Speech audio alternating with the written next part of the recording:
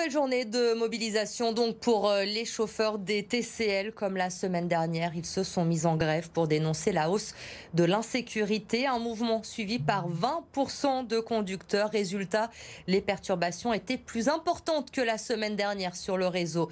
Les précisions de Lauriane Pellaou. Cette fois-ci, ce ne sont plus uniquement les bus, mais toutes les lignes de tramway qui sont concernées. Les fréquences sont perturbées. Résultat, il faut parfois attendre plus de 20 minutes sur certaines stations.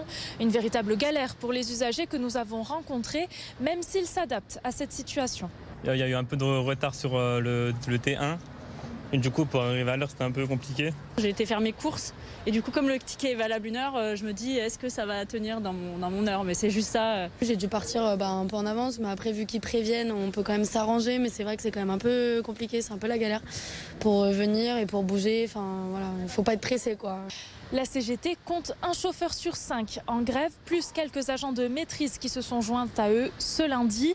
Les 9 dépôts sont touchés, particulièrement sur l'ouest lyonnais, là où le mouvement a commencé. Les conducteurs dénoncent leurs conditions de travail ainsi que des violences de plus en plus fréquentes. Écoutez. Il y a déjà un petit moment, un conducteur sur Rieux s'est fait attaquer au tournevis. Récemment, c'est une agression au cutter, des jets de pavés dans le pare-brise d'un bus. C'est un ras-le-bol, un trop-plein, un ensemble de choses qui font que beaucoup de conducteurs maintenant se lèvent le matin et se disent « qu'est-ce qui va m'arriver aujourd'hui ?» Les grévistes vont être reçus demain matin par la direction. Si cet entretien ne les satisfait pas, le mouvement devrait se poursuivre la semaine prochaine. La politique, Laurent Wauquiez est allé soutenir officiellement aujourd'hui Jean-Jacques Célès, les habitants de Chassieux qui vont devoir aller voter de nouveau ce dimanche. Le Conseil d'État avait annulé l'élection municipale au début de l'été, confirmant ainsi la décision du tribunal administratif puisque Sylvaine Copona avait dénoncé des irrégularités dans la campagne. Laurent Wauquiez qui a profité de ce déplacement également pour revenir sur la fronde des maires depuis la semaine dernière contre la majorité écologiste à la métropole. Et Laurent Wauquiez n'a pas épargné Bruno Bernard qu'il compte rencontrer cette semaine. Écoutez le président de la région au micro de Laurent Canonico. C'est pas une fronde des élus de droite, c'est une fronde de tous les élus de terrain qui en ont assez d'avoir une approche qui est extrêmement dictatoriale, très autoritaire et dans laquelle les élus, quelle que soit leur sensibilité, du centre, centre-gauche, centre-droit, droite, ne se sentent plus respectés. Et la région, moi, mon devoir, c'est de relayer leur voix et d'essayer de faire en sorte que la métropole les écoute plus. J'ai toujours eu le même message, on doit travailler avec tout le monde. Et je travaille avec le président de la métropole que je verrai cette semaine. Et je lui dirai, vous avez aussi un devoir. Vous ne pouvez pas vous comporter de façon autoritaire et dictatoriale. Vous devez respecter les gens, tout le monde, y compris ceux qui ne sont pas de votre avis. Et dans notre région, j'aime bien qu'on travaille comme ça. Vers un pass sanitaire local, annonce faite hier par le porte-parole du gouvernement, les restrictions pourraient se régionaliser dans les prochains jours en fonction des taux d'incidence et des taux de vaccination dans chaque département. Le pass pourrait ne plus être obligatoire, une annonce qu'attendaient les restaurateurs lyonnais avec impatience. Reportage Amélie Duchamp. La fin du pass sanitaire, le gérant de la brasserie Jaurès l'attend depuis longtemps. Allongement des prises de commandes, agressivité de certains clients et clientèle qui reste moins longtemps sur place. Le pass n'a eu que des effets négatifs pour lui. Clairement, on a eu des situations qui étaient assez chaudes. On se fait insulter, on se fait agresser aussi. À chaque fois, on doit, avant de dire bonjour, vous avez pass sanitaire. En fait, on nous a enlevé ce côté plaisir de métier. Donc en fait, on contrôle des gens et c'est ce qui n'est pas du tout notre boulot. En plus des conditions de travail, le pass a eu un fort impact financier. Depuis l'instauration du sésame, la brasserie a vu son chiffre d'affaires chuter de 40%. Mais si le gérant attend avec impatience la fin de ce pass, les clients sont plus mitigés. Je ne sais pas si c'est une bonne idée parce qu'il y a eu pas mal de confusion depuis le début de la pandémie avec des mesures qui ont été des mesures locales et puis étendues et puis restreintes. Je pense que ça risque de nuire à la lisibilité et à la compréhension des gens. Moi, ce que je demande, c'est quelque chose qui soit cohérent. Et ça fait 1 an et demi qu'il n'y a pas de vraie cohérence dans les décisions qui sont prises. Là, je reviens d'Espagne, par exemple. Il n'y a pas de passe sanitaire. Bon, il y a le masque encore dans la rue, mais je veux dire, voilà.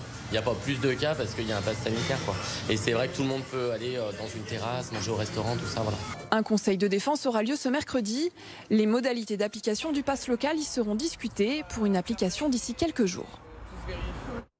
Et ce possible allègement des mesures est lié aussi au taux de vaccination qui ne cesse de grimper. Près de 80% de primo-vaccinés dans le département du Rhône. Et cette question qui se pose aujourd'hui, quel avenir pour les vaccinodromes? Le gouvernement a annoncé la fermeture de ces centres à partir de l'automne. Dans plusieurs villes de France, ils ont même déjà fermé. Mais dans la métropole, le Groupama Stadium ou encore le Palais des Sports de Gerland restent ouverts malgré tout. Les explications de Mélanie Ferreira et Hugo Frances. Des chaises et des salles vides. On est loin du pic de la campagne vaccinale à 3000 injections par jour. Aujourd'hui, 700 seulement. Face à ce ralentissement de la campagne vaccinale, le centre a donc réduit ses capacités. On est passé de 20 box à 10 à 12 box. Et puis on est passé de 8 à 5 médecins présents sur le centre. Devant leur box, les infirmiers attendent que les patients arrivent au goutte à goutte. Généralement, en fait, sur une journée, sur une matinée de 4 heures, on va préparer 5-6 flacons. 5-6 flacons qui composent 7 doses par flacon, d'accord? Et là, en l'occurrence, aujourd'hui, j'en suis qu'à mon deuxième. Parmi ces patients, Claude vient se faire injecter sa 3e dose de vaccin. Allez, ce sera la dernière dose. Il faut espérer. Comme lui, les plus de 65 ans qui viennent faire leur rappel représentent aujourd'hui 20% des vaccinations quotidiennes à Gerland. Mais la proportion devrait encore augmenter. Vraisemblablement, à partir du 15 octobre, on va reprendre un rythme vaccinal assez soutenu. Donc c'est la raison pour laquelle on a demandé au centre de maintenir leur fonctionnement au moins jusqu'à la fin de l'année. Reste à savoir si les plus de 65 ans viendront bien faire leur 3e dose dans les grands centres de vaccination ou s'ils préféreront aller chez leur médecin ou leur pharmacien. Son nom s'est retrouvé en top tweet une bonne partie de la journée. Lui, c'est Clément Turpin, l'arbitre de PSG-OL hier soir. Il a déclenché la colère des supporters lyonnais pour cette décision. Regardez, ça ne vous a pas échappé, peu après l'heure de jeu. Monsieur Turpin siffle le pénalty pour le Paris Saint-Germain. Il considère que Malo Gusto fait faute sur Neymar. Édouard G, sans être pro-L, quand même, c'est pas notre genre. Non. C'est un pénalty très généreux quand même accordé aux Parisiens hier soir. Oui, très généreux. Quand on regarde l'image même à vitesse réelle comme ça, on voit bien que c'est Neymar qui quelque part fait la faute. C'est lui qui s'appuie sur le défenseur lyonnais. Il l'empêche de se relever dans leur duel en parallèle. Et au final, eh bien, le Lyonnais va trébucher dans les pieds de Neymar. Et donc ça va précipiter la chute du Brésilien.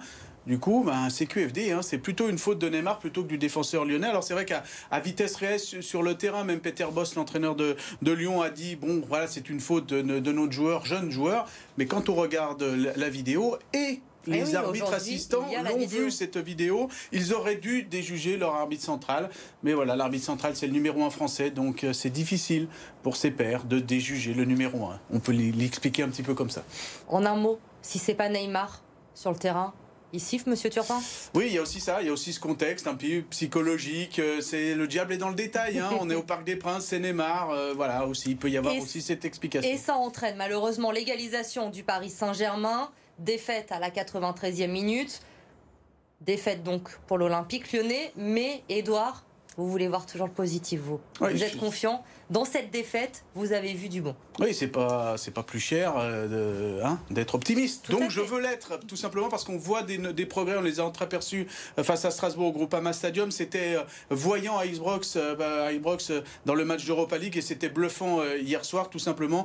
Il y a un groupe. Il y a un collectif, on veut harceler tous ensemble et bref, on veut récupérer le ballon, on veut gratter des ballons à l'image de Lucas Paqueta et cet ensemble, ce collectif loué et voulu par le staff, ça y est, on le voit sur le terrain et si l'OL continue de jouer comme ça, ils vont pas perdre beaucoup de matchs. Confirmation cette semaine, on l'espère, 2 matchs à la maison, mercredi 3, samedi Lorient, il faudra faire le plein de points. Merci Édouard pour cet éclairage.